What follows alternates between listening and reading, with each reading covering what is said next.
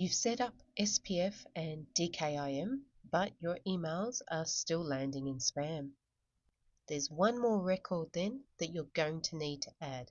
It's called DMARC, and it'll take you about 3 minutes to add. Think of SPF as your guest list. It tells the receiving server who's allowed to send email from your domain. DKIM is your wax seal. It proves your email hasn't been tampered with.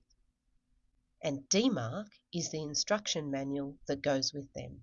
It tells receiving servers what to do if an email fails either check. Without DMARC, the receiving server has to guess, and most guess by dumping your email in spam. A DMARC record has 3 options, and this is where most people stop because they're worried about breaking their email. We'll be starting with P equals none, which is completely safe and exactly what Google recommends for new setups. It tells the receiving server, don't do anything to failed emails, just send me a report. The other 2 options are P equals quarantine, which tells the receiving server, send the failed emails to spam instead of the inbox. P equals reject, which says block failed emails entirely. Okay, we're going to go to your DNS provider, the same place you add your SPF and DKIM records. Click Add New Record. Select text as the type.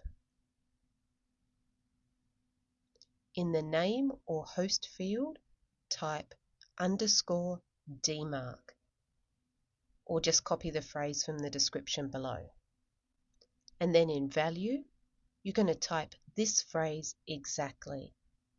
And again, if you want, you can copy the phrase from the description below and paste it into the value field.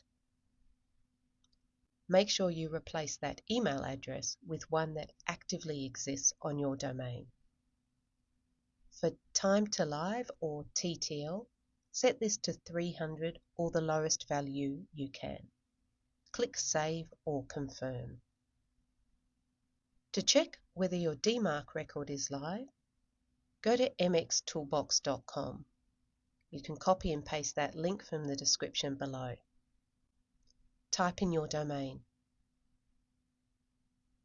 If it comes back green with your P equals none policy showing, then you're all set.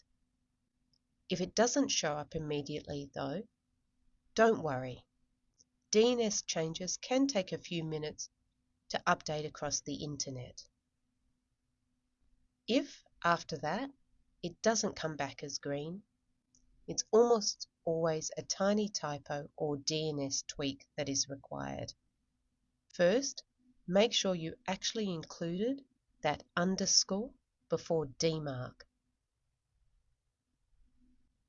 If you did and it's still not working, add your full domain like this.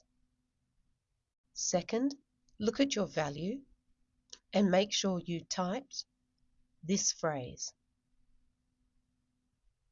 And you've now set up the final piece of the email deliverability puzzle.